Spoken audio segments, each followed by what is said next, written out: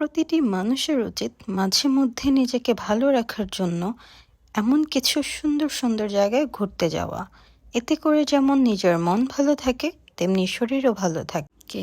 আসসালামু আলাইকুম, it's me Chaiti lifestyle. Welcome to my new another blog. আজকে আমি যে জায়গাটাতে যাচ্ছি আমাদের সবার কম বেশি খুবই চেনা পরিচিত একটি জায়গা। যারা আমরা ঢাকাতে বসবাস করি, প্রায় সময় এই রাস্তা দিয়ে আমাদের চলাফেরা হয়ে থাকে।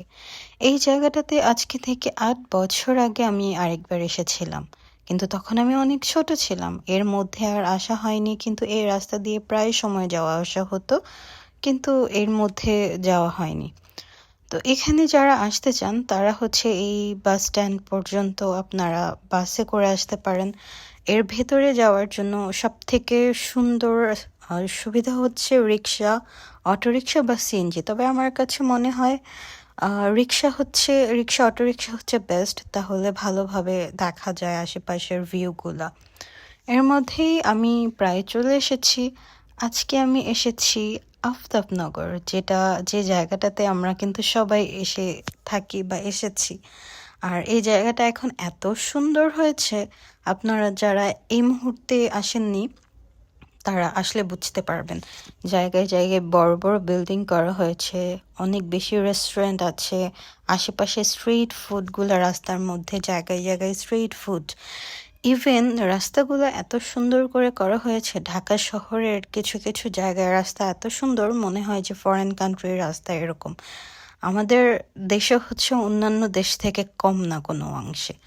যাই হোক, আমি এর মধ্যেই আমি ন্যাচারাল ভিউগুলো উপভোগ করছিলাম এবং আপনাদের জন্য ছোট ছোট করে কিছু ভিডিও করে নিচ্ছিলাম। আমার কাছে এত বেশি ভালো লাগছিল, আসার আগ পর্যন্ত ভাবছিলাম যাব কি যাব না, তবে ভিডিও করার সুবাদে আমি চলেই এসেছি।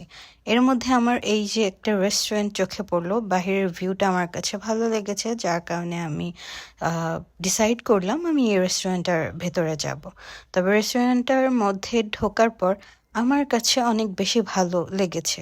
হয়তোবা রেস্টুরেন্টটা অনেক বেশি বড় না, মাঝামাঝির মধ্যে রেস্টুরেন্টের যে পরিবেশ, এনভায়রনমেন্টটা আমার কাছে মনে হয়েছে যে সিম্পলের মধ্যে খুবই সুন্দর, নিরিবিলি ঠান্ডা পরিবেশ ছিল। তা আমার কাছে যার কারণে অনেক বেশি ভালো লেগেছে। এই যে আপনারা দেখতে পাচ্ছেন একটা দোলনা, এখানে বসে হচ্ছে কিছু ভিডিও করে নিলাম এবং এখানে বসে সবাই ভিডিও ছবি টবি তুলে থাকে, আমিও তাই করছিলাম। তবে এটা করার আগে আমি হচ্ছে কিছু খাবার অর্ডার করেছিলাম। এটা কিন্তু কোনো ধরনের প্রমোশন ভিডিও না, নিজের টাকা দিয়ে খাবার কিনে খাওয়া হয়েছে। তো আমার কাছে তাদের ভিউ খুবই ভালো লেগেছিল এবং তাদের সার্ভিসটাও অনেক ভালো লাগছিল। তারা যেভাবে কাস্টমারকে ইম্পর্টেন্ট দিচ্ছে, আমার কাছে এটা ভালো লেগেছিল। তো আমি আমার ভিডিওটা প্রায় শেষের দিকে, আপনাদের সবার কাছে অনেক বেশি অনুরোধ থাকবে আমার পুরো ভিডিওগুলো দেখবেন আপনারা এবং আমার পেজটাকে ফলো করে যাবেন, লাইক কমেন্ট শেয়ার করে সব সময় পাশে থাকবেন।